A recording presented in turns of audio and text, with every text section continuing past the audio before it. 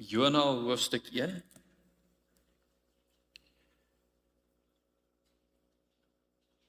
Nou, terwyl u daarin blaai, in die klein profete is dit maar altyd 'n baie groter geblaai as wat 'n mens verwag.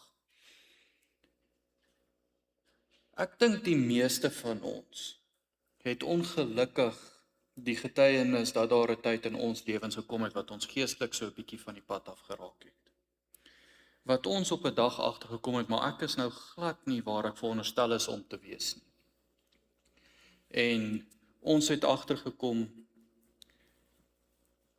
ek kom agter sy gain sing so 'n bietjie, so is hy nou reg. En ons het agtergekom, maar ek is nou nie meer in die regte verhouding met die Here nie. Hier's nou nie meer iets lekkers in my geestelike lewe aan die gang nie. En die hartseer feit van hierdie ding is 'n mens besluit nooit nou wil ek weg van die Here af beweeg nie. Dis amper nooit dat 'n mens besluit ek gaan nou hierdie verkeerde ding doen en ek weet dit gaan 'n verskriklike nagevolge in my lewe hê en my geestelike lewe amper vernietig.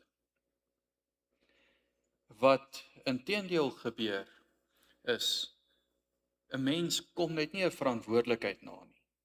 Daar's iets wat 'n mens weet ek moet doen, maar ek besluit ek's net nie nou lus nie. Of daar is in aanhalingstekens 'n klein sondetjie wat ons dink ag, hierdie ding gaan nou nie so groot impak hê nie. Wat kan nou verkeerd gaan as ek dit doen? Of ons kom in swaar omstandighede waar ons agterkom die lewe raak nou moeilik en daar is probleme. Maar ek dink ag, ek het al so 'n bietjie lewenservaring, ek weet hoe om hierdie dinge te hanteer. Ek is voorberei. Ek is okay. En voordat jy weer agterkom is jy daar op jou knieë voor die Here. En 'n mens moet erken, ek is glad nie meer op die regte pad nie. Ek doen glad nie wat ek veronderstel is nie. En daai verhouding wat ek met die Here moet hê, is net nie daar nie. En 'n mens kom daar sonder dat 'n mens eens dit eintlik agterkom. Dit trap jou omkant. En ons moet dit in aandag hou wanneer ons na Jona se lewe kyk. Want baie keer lees ons die verhaal van Jona, dan dink ons, ag, hierdie ou het dit gekies. Hy het mos geweet wat hy doen. En ons moet vanuit ervaring weet, dit is nie hoe dit werk nie. En daar is altyd meer aan die gang as wat 'n mens dink. So kom ons lees Jona vanaf vers 1. En die woord van die Here het gekom tot Jona, die seun van Amittai, en gesê: Maak jou klaar, gaan heen na die groot stad Ninive en preek daarteen, want hulle boosheid het opgestyg voor my aangesig. Maar Jona het hom klaar gemaak om na Tarsis te vlug, van die aangesig van die Here af weg. En hy het na Jafo afgegaan en die skip gevind wat na Tarsis sou vaar. En hy het die reisgeld daarvoor betaal en daarin geklim om saam met hulle na Tarsis te vaar van die aangesig van die Here af weg.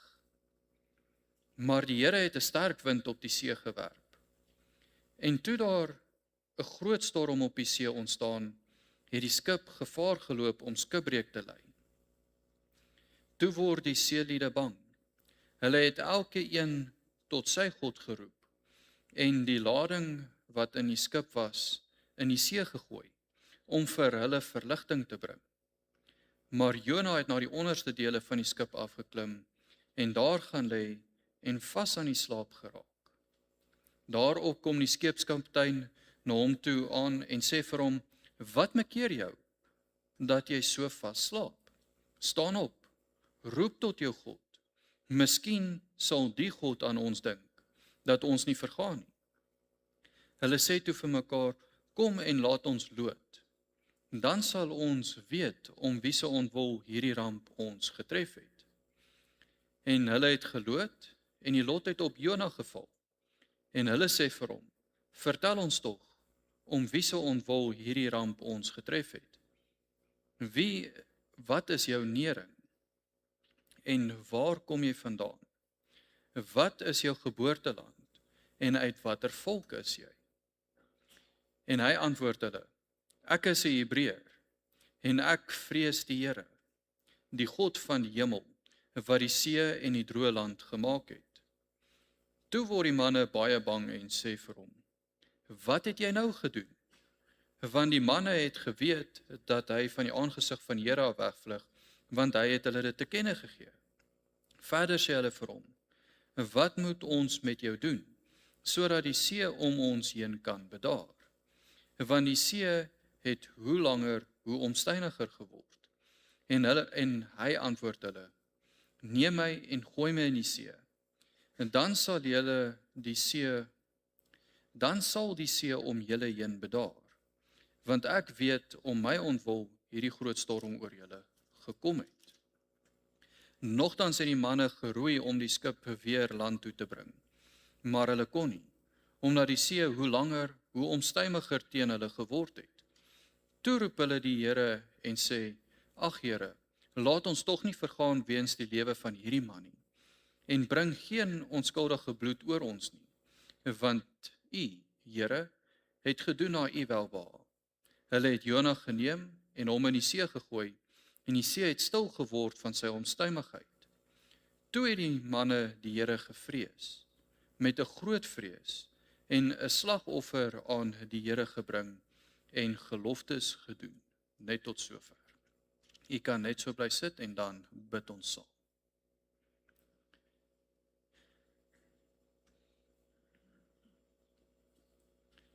Here, terwyl ons in hierdie lekker koel aand hier so saam rondom U woord sit en ons ervaar hoe die dag se lig besig is om vinnig te verdwyn en dit donker rondom ons word, weet ons, Here, dat net soos wat U vanoggend saam met ons was, is U nog steeds vanaand saam met ons. U gaan saam met ons wees terwyl ons slaap. U sal saam met ons wees môre as ons weer opstaan. Want U is ons God en U is met ons. U hou ons styf in U hand en U sal ons nooit alleen laat nie. U sal ons altyd deur vorm, U sal ons altyd deur lei. U sal ons altyd deur beskerm. En ons sê vir U dankie, Here, dat ons 'n groot vertroue het om in U vas te hou, om te kan weet, maak nie saak wat gebeur nie, die Here is daar saam met my. En waar ons na die siektelys gekyk het en as ons met mekaar praat, so ons agterkom, daar's baie mense wat U baie nodig het vandag. Daar is baie ongeluk wat gebeur. Daar is baie mense wat miskien voel asof dinge hopeloos raak, asof die druk te veel is. En ons sê vir U dankie dat ons kan weet, U is nog steeds daar. U is nog steeds besig om te voorsien. En ons kan op U vertrou om daar te voorsien, om daar deur te dra. En ons vra vir die Here, dat U asseblief nou in hierdie oomblikke ons gedagtes sal fokus op U woord. Dat U ons hart sal stil maak. Dat die Heilige Gees in elkeen van ons hart sal werk. Wat die woord van geen mens kan doen nie. Amen.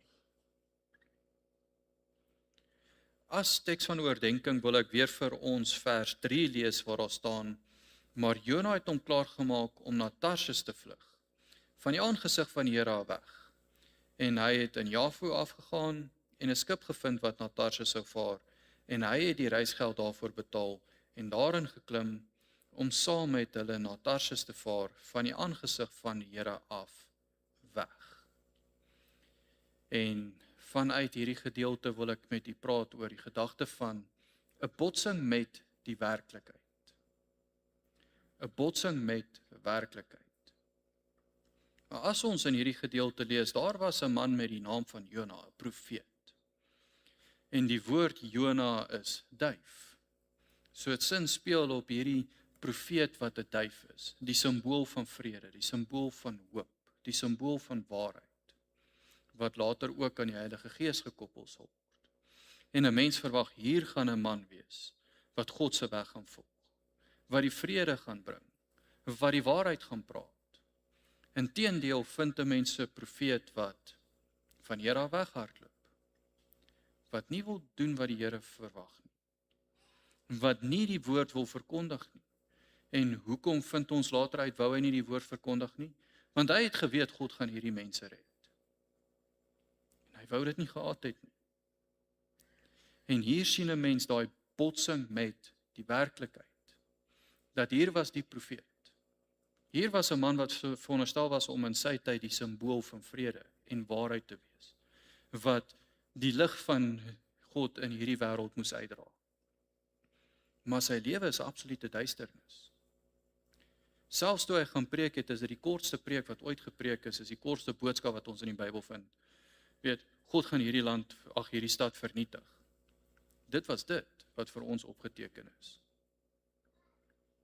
Maar, aan die ander kant weer, wat het die stad Ninive gedoen? Wat was hulle reaksie? Hierdie groot goddelose stad. Hulle het hulle self bekeer. Hierdie klomp afgode dienaars wat saam met hom op die skip was. Wat was hulle reaksie gewees? Hulle het die Here gedien. En 'n mens sien eintlik dat dit wat 'n mens verwag heeltemal op sy kop gegooi is. Dat hierdie verskriklike sondige afgode aanbidders, hulle is die mense wat die Here dien. Maar God se profeet, sy geroepene, sy gesalfde, hy is die man wat van hom af weghardloop, wat in duisternis leef. En 'n mens sien daai werklikheid wat bots met dit wat ons weet veronderstel is om te wees. Ons weet hoe was 'n profeet veronderstel om te gewees het. Net so weet ons vandag hoe is die kerk veronderstel om te wees. Weet ons hoe is ons as kinders van die Here veronderstel om te wees. Maar hoe baie keer is ons lewens en ons getuienis nie daai botsing nie. Dat dit wat 'n mens verwag en dit wat eintlik gebeur, kom nie by mekaar uit nie. En mense staan eintlik geskok wanneer hulle na die kerk kyk of na die kinders van die Here kyk en hulle dink maar, wat gaan hier aan? Dis nie veronderstel om so te wees nie. Dis eintlik presies die teenoorgestelde van wat die Here verwag. Ons as die kerk is veronderstel om gevul te wees met die Heilige Gees. Gedrewe deur die krag van die Heilige Gees. Besig om te werk in die wêreld. Besig om die lig van Christus te skyn. Maar as 'n mens baie keer na ons kyk, dan moet 'n mens begin erken dat hier is iets nie lekker nie. En nie noodwendig net ons nie. Terwyl ek van my huis af hiernatoe ry ek vir ten minste verby 7 kerke. Ek weet nie, dis verskriklik hoe baie kerke daar is. Die meeste van hulle is nie eens oop vanaand nie. En ek kan nie waarborg in die wat oop is, gaan 'n mens in baie van hulle nie eens die evangelie hoor nie. En dit maak eintlik daai botsing met die werklikheid vir ons nog erger, want ons sal sê, ja, kyk na daai kerke. Maar hier is ons Pretoria Wonderboom gemeente.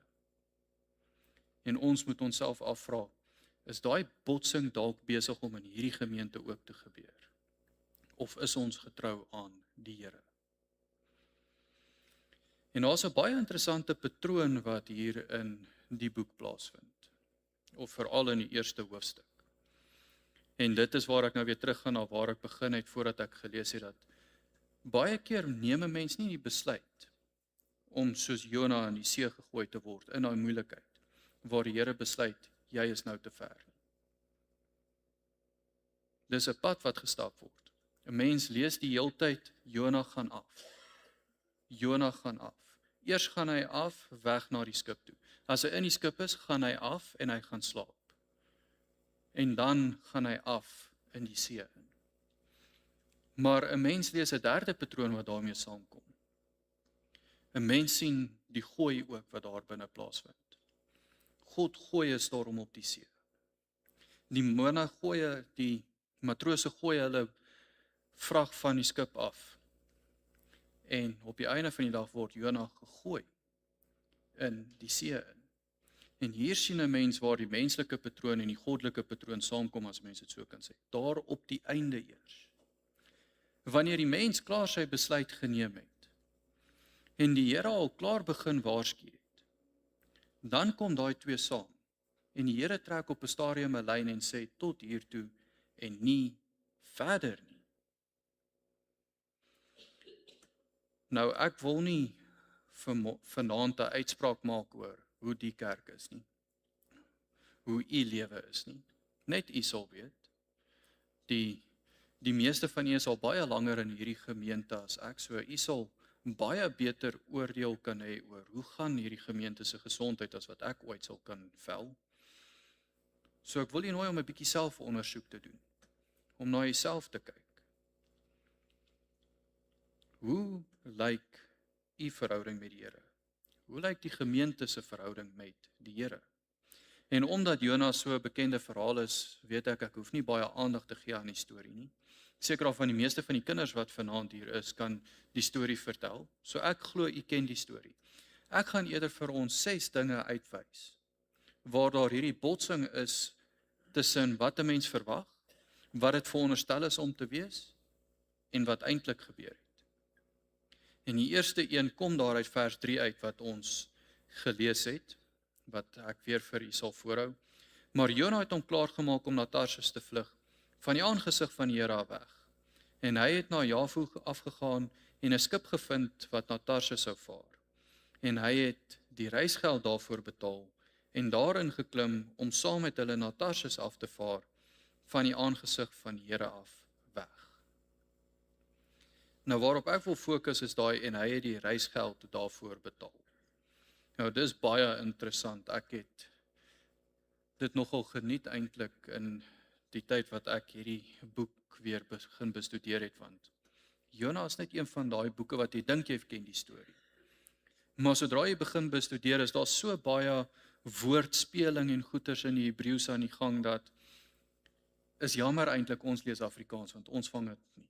So vir enige iemand wat die sagte ware het, ek verwag nie jy gaan Hebreëus kan praat nie, maar daar's baie boeke, daar's baie sagte ware wat 'n mens help. Gaan kyk 'n bietjie daarna. En een van die interessante woordspelings wat in die Hebreëus is toe hy die reisgeld daarvoor betaal. En nou begin die ouens met 'n debat, want dit is 'n baie snaakse woord in die Hebreëus wat hier gebruik word. En ek moet eerlik wees, as ek eers daai Hebreëse woorde in die gestryd sien, dan begin ek vlug lees en ek fokus net op wat is die konklusies wat die ouens trek, want ek kan al klaar nie in Afrikaans spel nie, nou wat nou nog van Hebreëus ook. So, die hele gestryery in die Hebreëus gaan hieroor dat Jona het nie net die woord gebruik wat daar is dit lyk nie asof Jona net vir sy kaartjie betaal het. Dit lyk asof Jona vir alles betaal het. In die antieke wêreld het skepe baie keer vir maande in die hawe gesit. En wanneer hulle dan genoeg geld bymekaar gehad het, genoeg mense op die skip, genoeg ware om te vervoer, dan het hulle eers gegaan.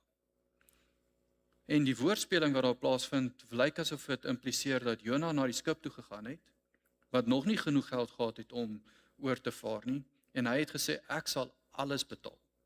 Al die geld wat julle nodig het.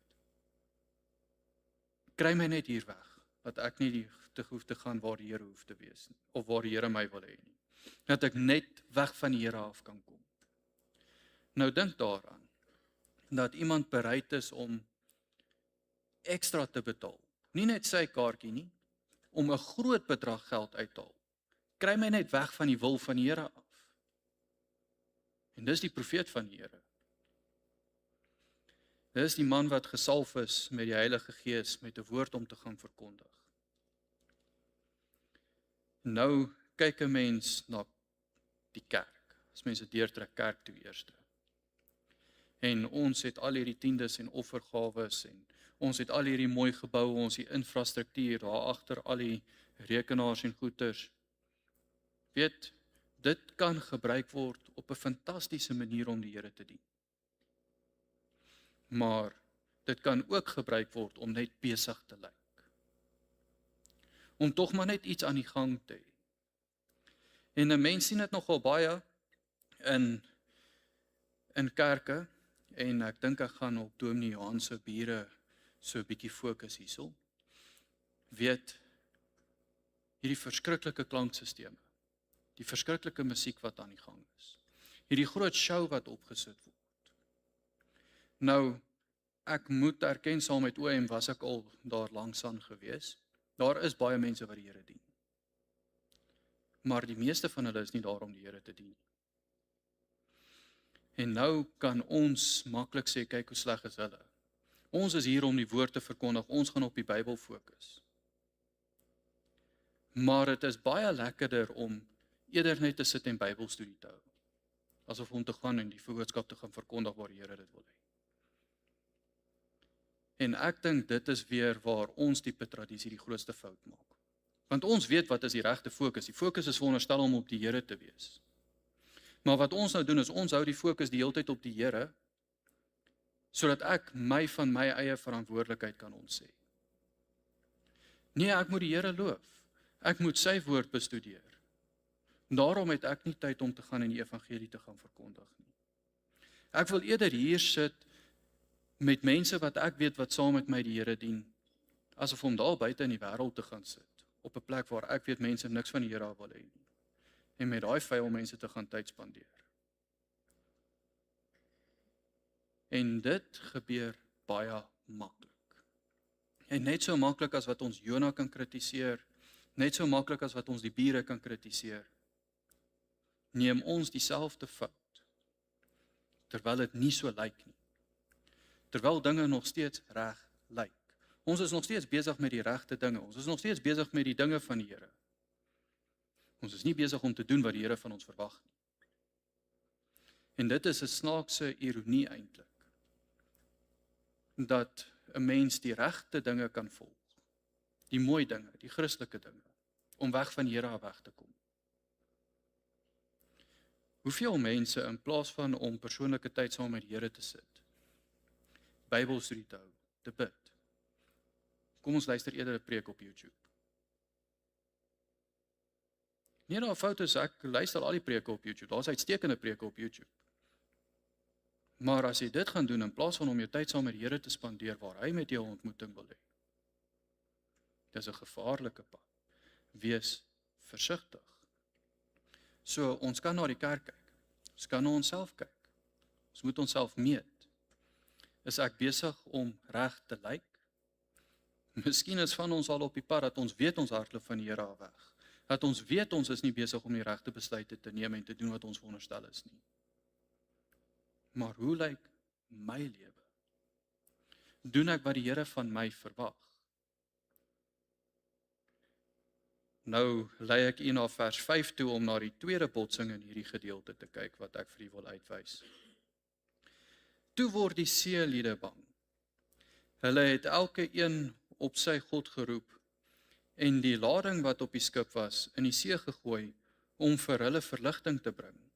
Maar Jona het na die onderste dele van die skip afgeklim en daar gaan lê en vas aan die slaap geraak.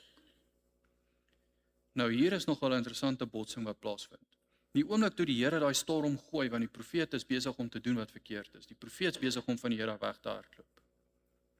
Is dit nie die profeet wat die Here aanbid nie? Die profeet gaan lê onder in die skip en hy gaan slaap. Wie is die mense wat begin godsdienstig raak?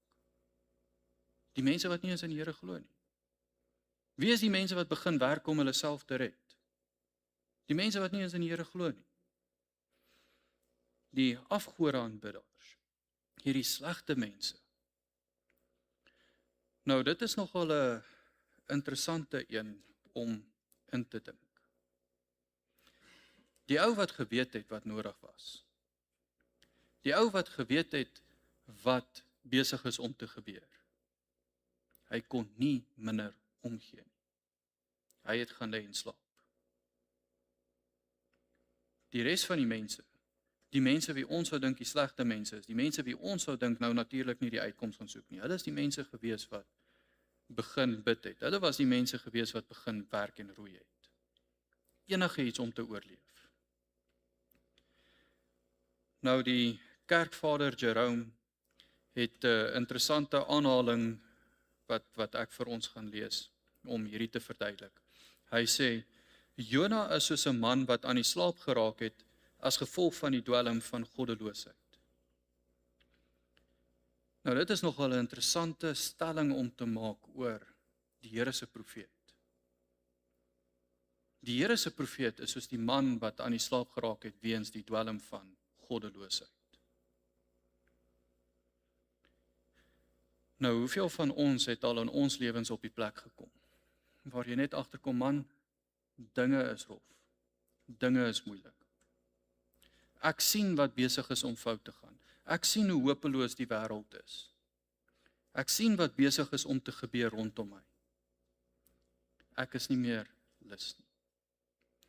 Ek gee nie meer om nie. Ek gaan daar gaan lê en ek gaan slaap. Want hoekom moet ek eens probeer? En dan moet 'n mens kyk wat Jerome geskryf het. En ons moet vir onsself vra, hoeveel van ons het dalk aan die slaap geraak weens die dwelm van goddeloosheid? As kinders van die Here, as mense wat die Heilige Gees in ons het, as mense wat deur die krag van die Here gedryf word om die lig in die wêreld uit te dra, gaan lê ons en slaap, want ons het teen die Here gekies. En om hom nog dieper te neem, lees ons nou vers 6. En dit is ons derde botsing, want hier gaan dit nog harder, nog swaarder. En daarop kom die skeepskaptein na hom toe en sê vir hom, wat makeer jou dat jy so vas slaap? Staan op, roep tot jou God. Miskien sal die God aan ons dink, sodat ons nie vergaan nie. Hier kom die kaptein van die afgodeaanbidders, die kaptein van die sondaars. En hy sê vir die profeet van die Here, wat is fout met jou? Gaan bid. Miskien sal die Here ons red. Hy ken nie eens die Here nie. En mens sien hierdie rolle word omgeswaai.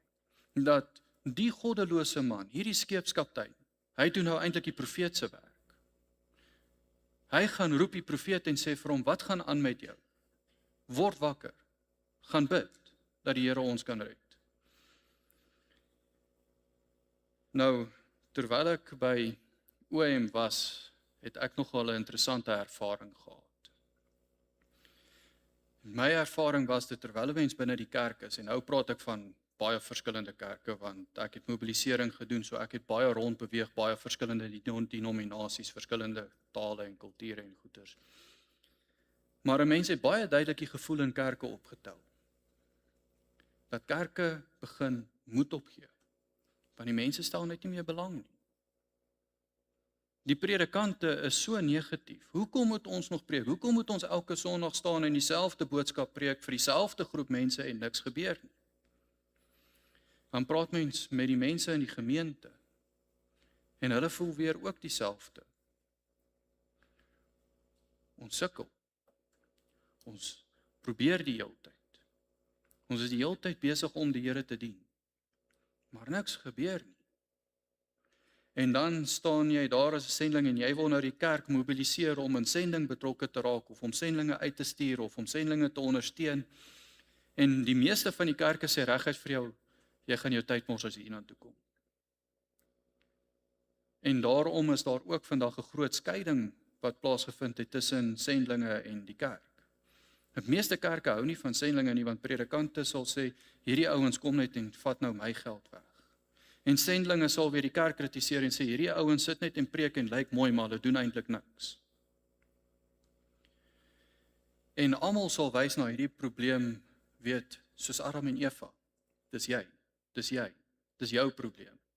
Weer die lidmate wys na die dominee wys na die lidmate, die sendlinge wys na die kerk wys na die sendlinge, weer, dis almal se skuld. En terwyl al hierdie dinge aan die gang is, was dit in daai tydperk gewees wat Jordan Peterson net op sy piek was, toe hy net begin het. En hier kom hierdie sirkulêre sielkundige, en hy is in een van die goddelooste lande in Kanada, en hy boek maar net 'n saal. En hy begin in Genesis klas gee. En daar daag duisende mense op om na hom te luister. Terwyl die kerk sê, niemand stel belang nie. Die mense wil nie die woord van die Here hoor nie. Hulle gee nie om nie, hulle het nie honger nie.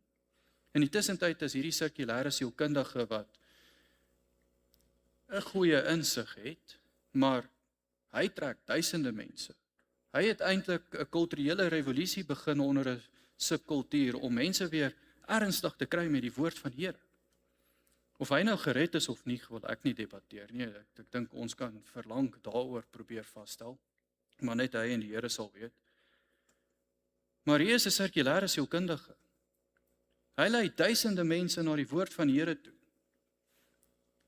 Terwyl 'n mens se ervaring, of nou meer spesifiek my ervaring in die kerk is dat dit begin koud word. Tot in die sendingveld begin dit koud word. En daar is so moedeloosheid wat toegesak het. So hulpeloosheid. So asof 'n mens probeer, maar net niks werk nie. En 'n mens sien daai botsing van werklikheid weer plaasvind. Hoekom stel al hierdie goddelose mense belang in die Bybel en hulle kry sulke goeders reg? Terwyl die mense wat veronderstel is om die Here te dien en wat die krag van die Heilige Gees ontvang het, niks reg kry nie. Nou ons kan ook vir baie lank sê, daar's baie redes hoekom dit kan gebeur. Dit is nie noodwendig omdat ons die probleem is nie. Maar wat ek sê is, ons moet daarom die moeilike vrae vir onsself vra. Ons moet onsself begin meet, ons moet begin kyk. Is ons nie miskien soos Jona wat op die skip aan die slaap geraak het? En dat die wêreld besig is om te soek. Dat die wêreld besig is om te roep. Terwyl ons slaap. Weet, Jesus het al gesê, die oes is wit. Die arbeiders is min.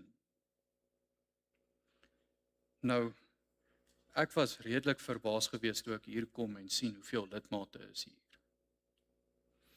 En as mens kyk na hierdie gemeente vir hierdie area, is daar eintlik baie arbeiders. My vraag is die arbeiders besig? Of sit die arbeiders langs die veld en slaap? Die oes is wit. Die Here het 'n hele gemeente vol arbeiders opgeroep. En ek praat dalk vanmôre of vanaand met die verkeerde gehoor, want ek weet die mense wat by aanddiens sit, gewoonlik die mense wat meer ernstig is en meer aktief is, maar hier is 'n hele gemeente van arbeiders. Wat sal gebeur as hierdie gemeente werklik waar met die krag van die Here, met die vuur van die Here in hierdie omgewing invaar? Die volgende botsing waarna ek u lei is in vers 9. En hy antwoord hulle: Ek is 'n Hebreër en ek vrees die Here, die God van die hemel, wat die see en die droë land gemaak het. En hier vind ons die botsing met realiteit weer. En hier vind mens die botsing van teologie. Jona het 'n perfekte antwoord hier gegee. Jona sou sy kweekskooleksamen geslaag het. As hierdie 'n preek in 'n kerk was, sou almal vir hom gesê het, uitstekende preek, 100% die waarheid. Perfekte teologie. Waar was Jona? Dit is hier waar die kaptein hom gaan wakker maak het en gevra het, maar wat is fout met jou, hoekom lê jy in slaap? Gaan bid. En dit is wanneer Jona opstaan. Gee die perfekte teologiese verduideliking wat daar kan wees.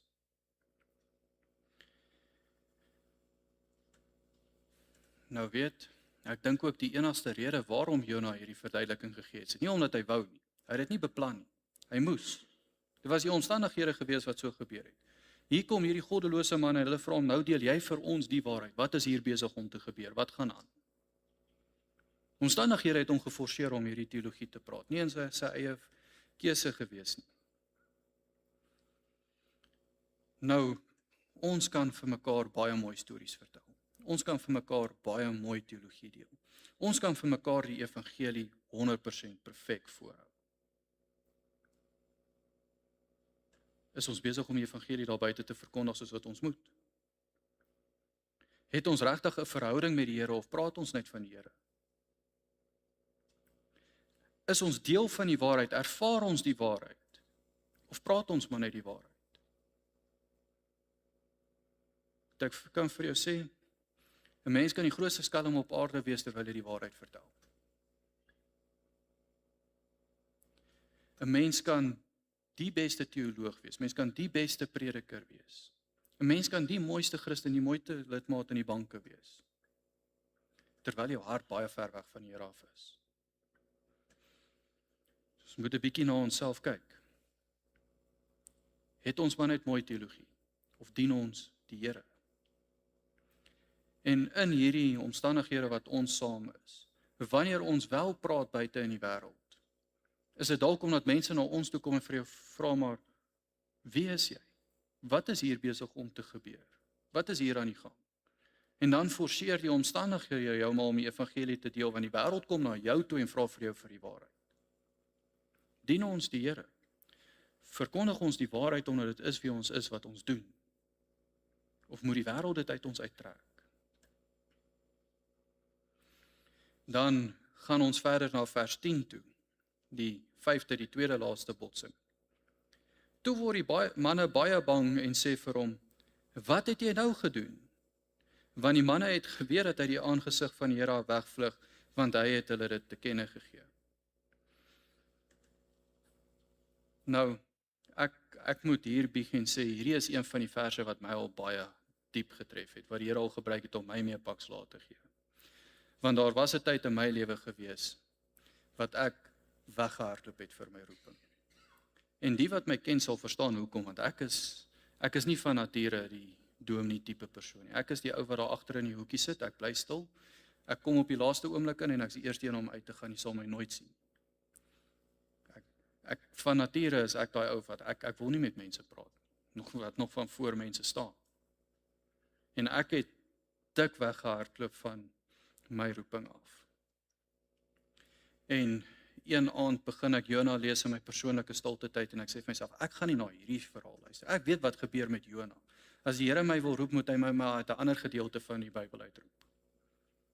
En hierdie vraag tref my, wat het jy nou gedoen? En ek besef, ek is nie dalk nie net besig om my eie roeping te verontagsaam en my eie lewe te vernietig nie. Dit beïnvloed die mense rondom my ook. Ander mense kan skade ly as gevolg van my stupid besluite, as gevolg van my weghardloop van die Here af. En ek moes voor hierdie vers staan en vir die Here sê, jong, ek sal maar gaan. Ek sal doen wat U van my verwag. En baie keer moet ons hierdie vraag vir die kerk en vir almal voorhou. Wat het jy nou gedoen? As 'n mens in die aand wakker gemaak word, iewes skielik en iemand moet vir jou vra, wat het jy vandag gedoen? Het jy die Here gedien? Het jy sy wil gevolg? Of het jy maar net jouself besig gehou en jouself geflous en mooi gelyk? As mens na die kerk kyk, is die kerk werklik waar besig om sy roeping uit te leef, om die wêreld te bereik, om te doen wat die Here wil hê, waarvoor die Here die gemeente hier geplant het? Of is ons maar net besig met godsdiens? Wat is die kerk besig om te doen? En dit is 'n vraag wat ek nie vir u kan antwoord nie. Dit is 'n vraag wat net u kan antwoord. Wat het u gedoen? Dien u die Here of is u besig om te flous? Aan die laaste botsing in vers 15 tot 16. Toe het die manne die Here gevrees, met 'n groot vrees en 'n slagoffer aan die Here gebring en sy geloftes gedoen. En die Here het 'n groot vis beskik om Jona in te sluk, en Jona was 3 dae en 3 nagte in die ingewande van die vis.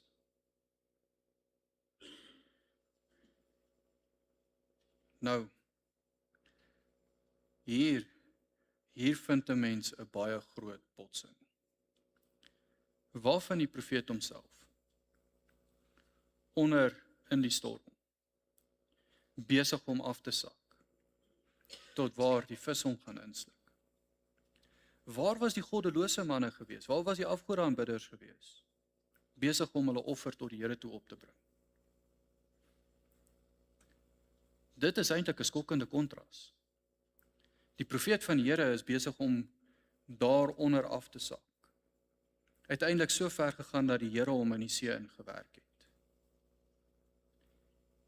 Maar die mense wie 'n mens gedink het niks van die Here af wil weet nie. Hulle is besig om die Here te offer. Nou, as ons in die EG Kerk, nou praat ek EG Kerk algemeen, ek is seker of van baie van u ken mense in ander gemeentes of was al in ander gemeentes betrokke. En 'n mens stel op die gevoel van die EG Kerk oor die algemeen. Ons is maar waar die res van ons volk is, die goeie ou dae. In daai tyd toe die kerke vol was. In daai tyd toe die mense nog die Here gedien het. In daai tyd toe mense nog die evangelie verkondig het. En hoe mense hoor baie min mense wat sal praat van, kyk hoe is die Here ons vandag besig om te seën. Kyk wat is die Here vandag besig om met ons te doen. 'n Mens hoor baie min, 'n mens hoor amper nooit, dat ons praat van die toekoms as 'n hoopvolle eindbestemming nie. Dat ons praat van die toekoms as, ons weet waarheen met die Here met ons op pad is. Ons weet dat die Here met ons 'n doel het. Ons weet dat die Here besig is om met ons te werk. Nou my vraag is, hoekom? Want God se hand is verseker besig om te werk in ons tyd. En ons het dalk nodig om onsself te vra, hoe is God se hand besig om in my lewe te werk?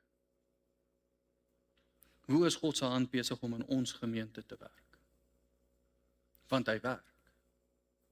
Maar wat doen hy? Is hy besig om 'n storm te gooi? Is hy dalk besig om mense oorboord te gooi? Of miskien is ons gehoorsaam en hy is besig om ons te bou, besig om ons te seën. Net u sal weet wat in u lewe aan die gang is. Maar as 'n mens na die algemene gesprekke in die gange van die EG Kerk luister, dan moet 'n mens wonder. En ons moet onsself die moeilike vrae afvra. Wat is die Here besig om te doen? Hoekom is ons in die situasie waar ons is? As 'n mens Jonas se patroon gaan lees, hierdie van hy het afgegaan en op die einde van die dag daai afgegooi tot die Here hom gegooi het in die see. Dan sien mens, dis presies dieselfde patroon wat die Here met Farao geloop het. Farao het sy eie hart verhard totdat die Here sy hart verhard het. Dis dieselfde as die volk, die wildernisvolk, waar hulle die Here nie vertrou het nie en vir 40 jaar in die woestyn ingelei is. Die Here het hulle eers uit die Egipte uitgelei om hulle te red, sodat hulle kan gaan leef in die beloofde land. Maar weens hulle ongeloof het die Here gesê, nou gaan julle doodgaan in die woestyn. Israel. Die Here roep die profete Jesaja en Jeremia op en hulle begin hierdie woord verkondig van wie oor het om te hoor, laat hom hoor. Die Here praat, luister. En die beeld wat elke keer daardeur gebring word is, hierdie is niks niets vir die volk nie. Die volk is veronderstel om te weet. Hulle ken hierdie boodskap. Hulle hou hulle self doof, want dit is wat hulle kies om te doen. Jesus herhaal daai boodskap wanneer hy hier op die aarde was vir die volk en hy sê vir hulle, luister, as jy 'n oor het, hoor. Want die volk in Jesus se tyd het geweet wat die boodskap is. Hulle het die waarheid geken. Al hierdie fariseërs, sadiseërs, skrifgeleerdes, hulle het geweet. Hulle het gekies om nie te luister. Die 7 gemeentes in Openbaring, wie oor het, laat hom hoor. En dan sien mens, alhoewel Jesus met die kerk praat, wys hy daai enkeles uit, die wat oorwin. Hulle sal die beloning ontvang. Want die Here weet, selfs as kerk, selfs as kinders van die Here, selfs as geredde, selfs as hy gesalfdes wat die krag van die Heilige Gees ontvang het, met 'n doel, met 'n roeping, is die patroon in die 7 briewe van Openbaring maar presies dieselfde as Jona, die volk van Israel en Farao. Nie geluister nie, nie gedoen wat die Here wou gehad het nie. Alhoewel hulle gered was, alhoewel hulle in gemeente saamgesit het. En daarom die vraag, hoe lyk ons? As ons onsself moet meet aan die woord van die Here, hoe lyk ons? En as ons sê, weet, ons het 'n verhouding met die Here. Die Here het elkeen van ons gesalf. Die Here het elkeen van u 'n gawe gegee. Is u besig om dit uit te voer? Is u net besig met godsdiens? Net met goeie teologie? Net met die evangelie soos wat dit veronderstel is om te lyk en te klink in ons oë? Of is ons eintlik besig om te doen wat die Here wil hê ons moet doen? Weereens, ek weet nie. Dis 'n vraag wat u vir uself moet vra. Dis iets wat u moet toets by die Here. Kom ons bid saam.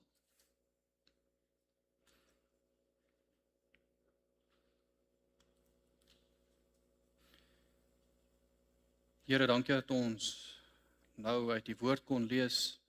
Dankie dat ons kan weet dat gewoonlik wanneer ons op 'n Sondag aand klaar maak, berei ons weer voor, miskien vir Woensdag, miskien eers weer vir volgende week. Maar deur hierdie week gaan daar baie gebeur. Hier gaan baie kinders na die gemeente toe kom waar ons die geleentheid gaan hê om die evangelie te deel. Daar gaan opleiding wees om in groepe Bybelstudie te kan doen en dit so te gebruik om die evangelie te verkondig. U woord is besig. U woord staan nie stil nie. U Gees is besig. U Gees roep, u Gees praat. En net soos wat ons weet, u Gees besig is om mense in die wêreld te trek, Net so het U baie keer nodig om met ons te praat, om by ons stil te staan. En ons moet ook erken, hierdie is nie 'n boodskap wat ons baie keer wil hoor nie. Hierdie is nie 'n toets wat ons baie keer onsself mee wil toets nie. Maar ons het nodig om te bid soos die psalmdigter en te sê, Here, deurgrond my hart. Toets my nie, Here. Kyk na my binneste. Is daar miskien 'n hart van ongeloof binne my? Is daar miskien sonde binne ons? Is ons werklik besig om U te volg? Tog wil ek vir U dankie sê vir die gemeente wat ons het. Dat ons kan weet, hier word die waarheid verkondig. Dankie vir ons dominee wat vandag verjaar, wat ons kan weet, hier staan en die woord vir ons preek soos dit veronderstel is om gepreek te word. En ons wil vir U sê dankie dat ons die waarheid het, dat ons U Gees in ons harte het. Sê vir U dankie dat ons op U kan vertrou om ons op die regte pad te lei. En daarop wil ons net op U staat maak, want ons weet dit kom nie uit onsself nie. Amen. Kom ons staan, dan sing ons die slotlied sodra ons die noot kry.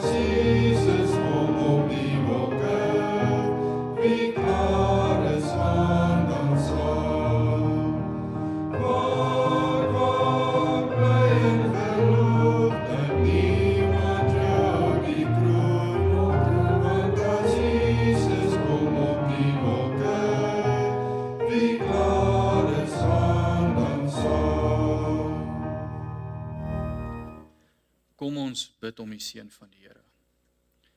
Mag nou die liefde van God ons Vader, die genade van ons Here Jesus Christus en die teere opsoekende gemeenskap van die Heilige Gees met elkeen wees. Amen.